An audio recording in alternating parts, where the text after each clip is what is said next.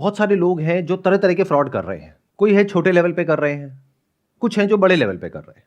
तो अब ज्यादा इंपॉर्टेंट क्या है कि अगर आपके साथ में ऐसा कुछ हो गया है तो उससे कैसे लड़ना है, क्या ये ज्यादा इंपॉर्टेंट है? या अगर कोई आपके साथ फ्रॉड करने वाला है तो उससे कैसे बचें, फ्रॉड होने से पहले, उसके बाद नहीं? तो दोनों में से ज्यादा इंपॉर्टेंट क्या है?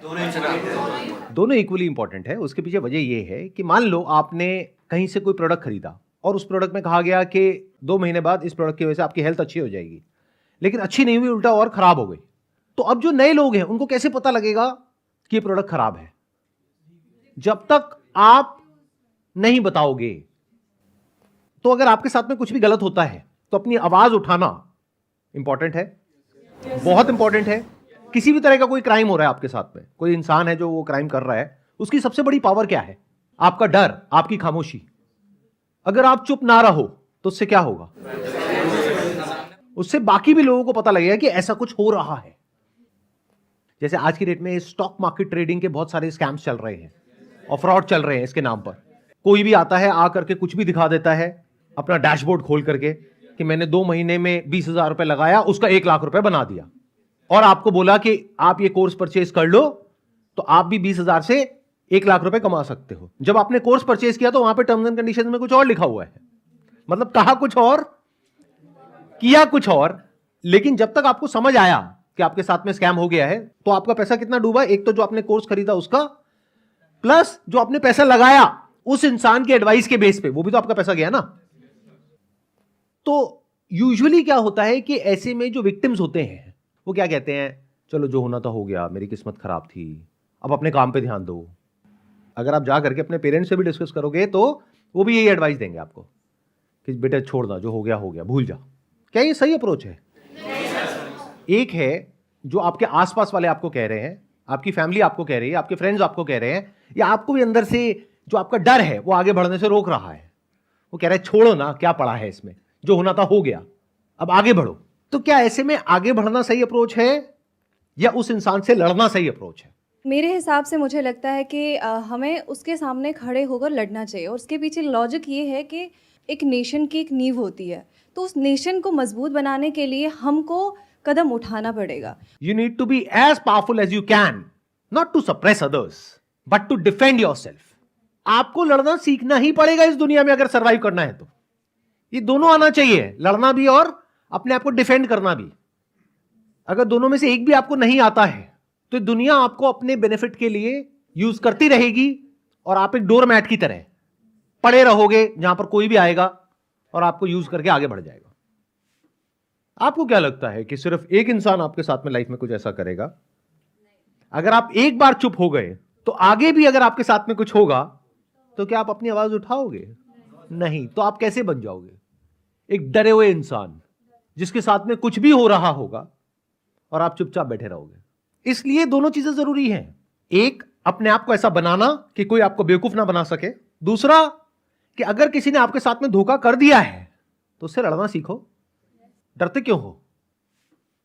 जो डरता है उसको लोग और डराते हैं, और एक दो नहीं डराते हैं, फिर सब डराते हैं। पूरी दुनिया डराने के लिए बैठी है आपको। तो मेरी सलाह आप लोगों को ये होगी, डर डर करके मत जियो। ना किसी के साथ में कुछ गलत करो, ना अपने साथ में गलत होने दो। Very important to understand. For example, अगर आपकी किसी से शादी हुई है और उस इंसान ने आपके ऊपर हाथ उठाया, मान लेते हैं, तो क्या करना चाहिए? वहां पे चुपचाप बैठ जाना चाहिए? क्योंकि अगर वो एक बार हुआ है तो बार बार भी हो सकता है और होगा अगर आपने आवाज नहीं उठाई तो। अभी आवाज उठाने की ताकत आती कहां से है? क्या एकदम से आ जाती है? क्या कोई मां के पेट से लेकर के पैदा होता है? It's all about practice. अगर जिंदगी में जो छोटी छोटी लड़ाइयां हैं उन्हीं को लड़ने का आपके अंदर दम नहीं है, तो कभी कोई बड़ी लड़ाई आपके सामने आ गई तो क्या खाक लड़ोगे? आपने कुछ भी गलत नहीं किया, अभी भी आप आवाज उठाने से डर रहे हो या कुछ भी करने से डर रहे हो, बैठ करके रो रहे हो, तो कल को एक्चुअल में आपके साथ में कुछ बहुत गलत हो रहा होगा और आपको कोई बहुत बड़ा स्टेप उठाना पड़ेगा। उठा पाओगे? तो क्या ऐसे बनना चाहते हो, या फिर ऐसे कि अगर मैं सही हूं तो सामने वाला कोई भी है, कितना भी ताकतवर है, जो कर सकता है कर ले, मैं नहीं डरता? ऐसे बनना चाहते हो?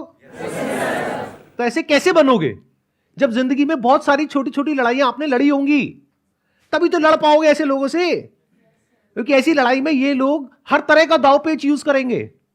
जब आपकी जिंदगी में कोई बड़ी लड़ाई आएगी और सही और गलत की लड़ाई होगी, तो जब सामने वाला इंसान आपके ऊपर हर तरह के दाव पेच यूज कर रहा होगा, तो आपको पता होना चाहिए कि अच्छा अगर उसने ये किया तो इसका क्या सोल्यूशन है, ये किया तो इसका क्या सोल्यूशन है, ये किया तो इसका क्या सोल्यूशन है। वो कैसे होगा?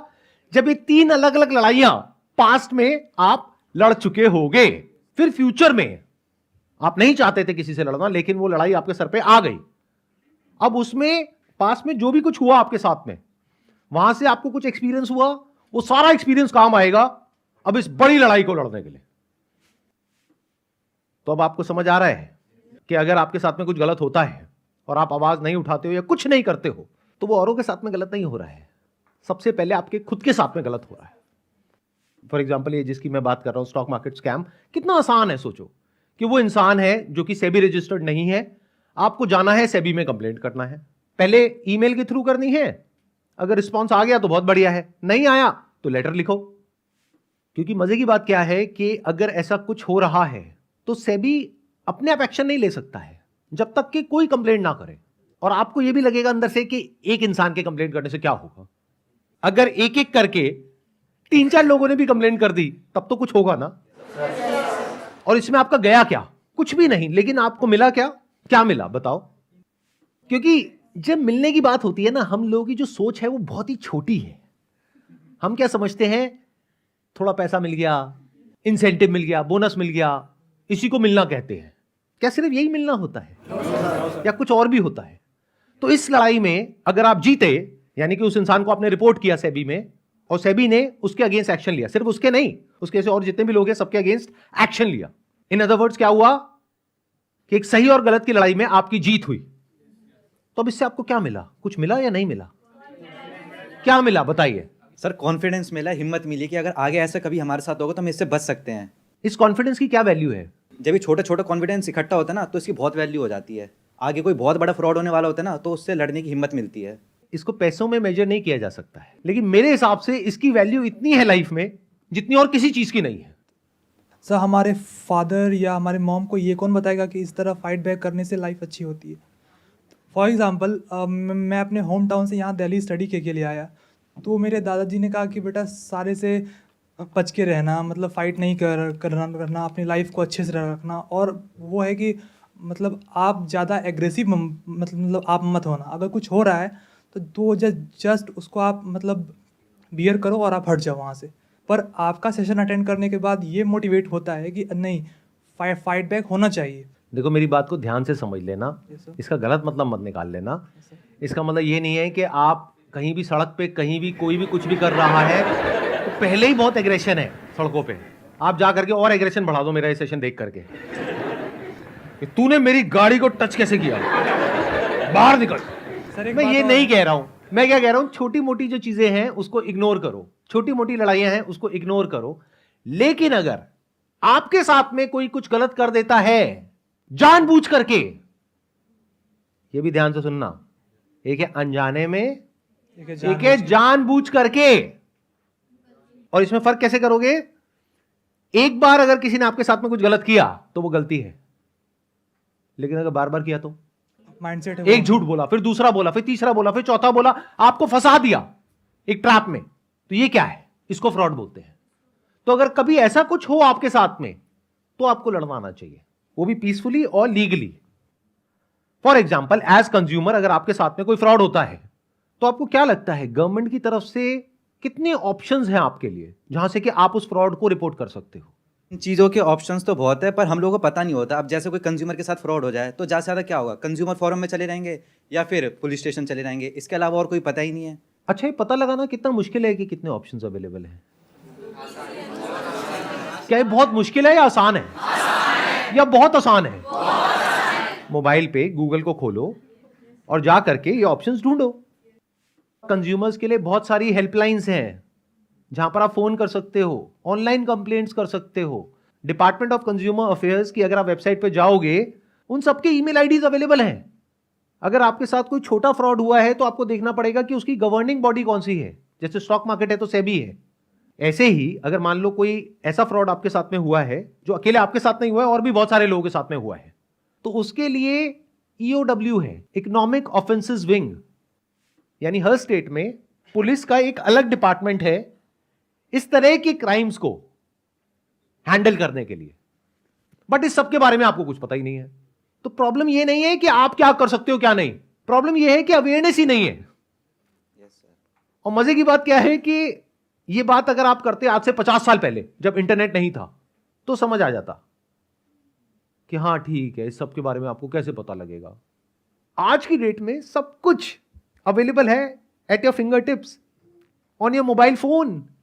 ये सारी इंफॉर्मेशन अवेलेबल है पब्लिकली, कोई भी उसको एक्सेस कर सकता है। मतलब गवर्नमेंट के किसी भी डिपार्टमेंट की किसी भी वेबसाइट पे आप जा करके देख सकते हो कि कौन कौन लोग उस डिपार्टमेंट में एक पर्टिकुलर पोजीशन पर हैं, और उन सबके ईमेल आईडीज हैं, उन सबके एड्रेसेस हैं, उन सबके फोन नंबर्स हैं। तो चाहो तो बहुत कुछ कर सकते हो। एक कहावत है, नो पेन नो गेन। ये बिल्कुल ऐसा है कि आपको अच्छी बॉडी चाहिए, बस जिम में जाने में दर्द होता है, रोज एक लड़ाई होती है आपकी लोहे के साथ में। ये लड़ाई नहीं चाहिए, दर्द नहीं चाहिए, लेकिन बॉडी चाहिए।